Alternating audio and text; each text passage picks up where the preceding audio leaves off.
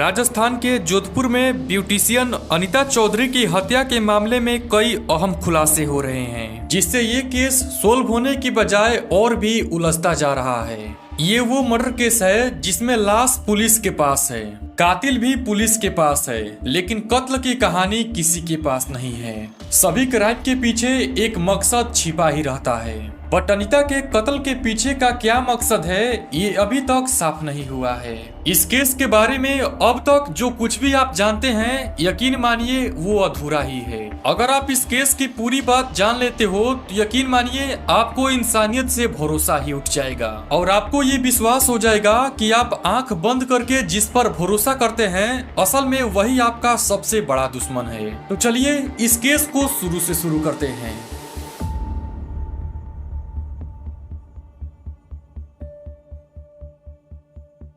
23 अक्टूबर 2024 राजस्थान का जोधपुर, जिसे हम सन सिटी के नाम से भी जानते हैं, ब्लू सिटी के नाम से प्रसिद्ध जोधपुर राजस्थान का दूसरा सबसे बड़ा शहर है। इसी शहर के इलाके में गुलामुद्दीन नाम का एक शख्स रहता है। गुलामुद्दीन 23 अक्टूबर को खुलेआम अपने घर के पास जेसीबी मंगाता है और बोलता है कि मेरे घर के पीछे वाले हिस्से में एक गड्ढा कर दो। जेसीबी वाले खुदाई का काम शुरू करते हैं। आपको बता दें कि ये काम दिन के समय ही हो रहा था, जिस कारण वहां से गुजरने वाले लोग इस काम को बड़ी हैरानी से देख रहे थे। गुलामुद्दीन करीब 10 फीट गड्ढा खुदवाता है।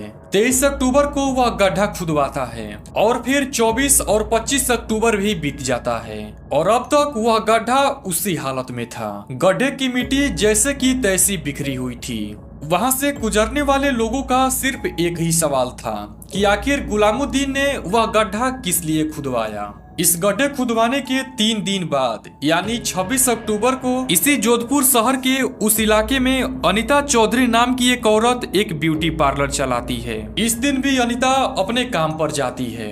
थोड़ी देर काम करने के बाद वह 12 साढ़े 12 के करीब अपने स्टाफ से कहती है कि वह वापस थोड़ी देर में आती है और इतना कहकर वह दुकान से बाहर चली जाती है।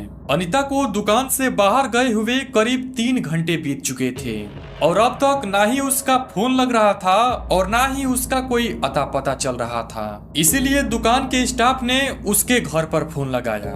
उनको लगा कि शायद वह घर पर गई होगी, लेकिन ऐसा नहीं होता है और इस टाइम से अनीता के घर वाले भी घबरा जाते हैं और अनीता को सभी जगह अपने रिलेशन में खोजते हैं, बट अभी भी अनीता का कोई अता पता नहीं चलता है।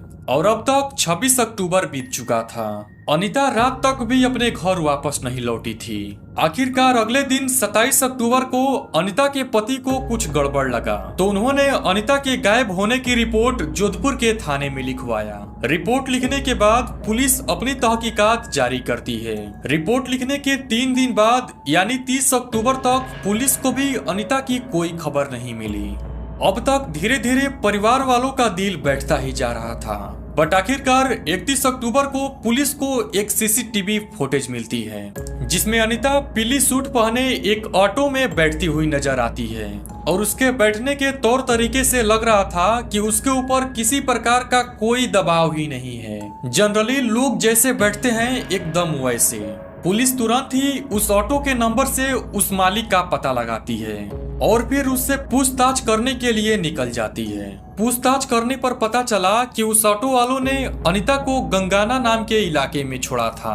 अब यहाँ से पुलिस तुरंत ही अनीता के घर जाती है और पूछती है कि क्या आपका गंगाना में कोई किसी प्रकार का रिलेशन है, तो सामने से जवाब आता है कि गंगाना में हमारा किसी प्रकार का कोई रिलेटिव ही नहीं है, बट गंगाना में गुलामुद्दीन नाम का एक आदमी रहता है जिसको अनीता जानती थी। अब पुलिस को इस केस में पहला सस्पेक्ट मिल चुका था, जिसके बारे में पता लगाने पर यह जानकारी मिली कि अनीता जिस ब्यूटी पार्लर में काम करती थी उसके जस्ट सामने गुलामुद्दीन का ड्राई क्लीनिंग का शॉप है और वो दुकान करीब 20 साल पुरानी है, जिसकी वजह से गुलामुद्दीन और अनीता एक दूसरे को काफी अच्छे तरीके से जानते थे। गुलामुद्दीन के बारे में इतना जानकारी पाते ही पुलिस 31 अक्टूबर को उसके घर पहुंच जाती है। पुलिस जब गुलामुद्दीन के घर पहुंचती है तो पता चलता है कि गुलामुद्दीन घर पर नहीं है। घर में केवल उसकी वाइफ आबिदा थी।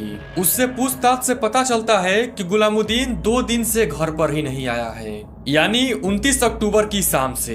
अब धीरे धीरे पुलिस को गुलामुद्दीन के ऊपर शक होने लगा था, इसीलिए पुलिस अब अपना ध्यान अनीता से हटाकर गुलामुद्दीन के ऊपर लगाती है, क्योंकि आबिदा से जब पुलिस बात करती है तो उसकी बातें बनी बनाई लग रही थी। पुलिस को इन्वेस्टिगेशन करते करते उसी इलाके में एक और सीसीटीवी फुटेज मिलती है, जिसमें गुलामुद्दीन एक एक्टिवा बाइक पर दिखाई देता है, जो कि एक दुकान से एक बड़ा सा पॉलीथीन खरीदते हुए नजर आ रहा था।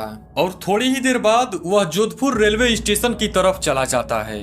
इतनी सब जानकारी मिलने के बाद पुलिस गुलामुद्दीन के घर वापस चली जाती है और इस बार आबिदा के सामने सख्ती से पेश आती है, जिसके बाद वह पुलिस के सामने टूट जाती है और यहीं से वह सब कुछ सच सच बताने लगती है।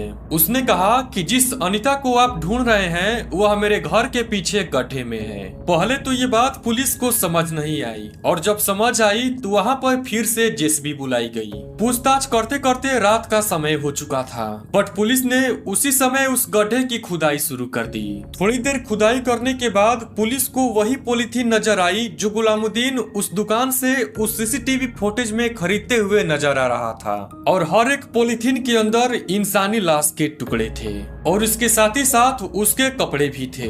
जैसे ही अनीता के पति ने उस कपड़े को देखा तो उसके होश ही उड़ गए, क्योंकि वो कपड़े किसी और की नहीं बल्कि अनीता चौधरी के ही थे। यानी 26 तारीख को जो अनीता अपने घर से गायब हुई थी वह अब गुलामुद्दीन के घर के पीछे गड्ढे में दफन थी।